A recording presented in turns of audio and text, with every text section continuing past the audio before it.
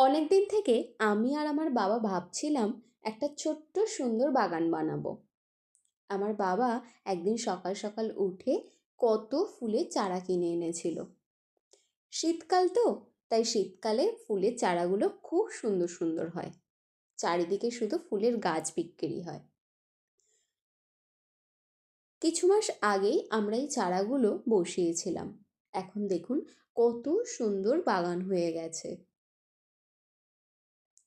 চারিদিকে নানা ধরনের রঙের ফুলের গাছ।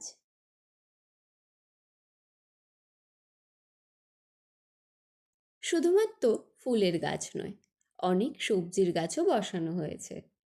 বাগান মানে তো শুধু ফুল নয়, সবজি ফুল সব কিছু নিয়ে একটা বাগান।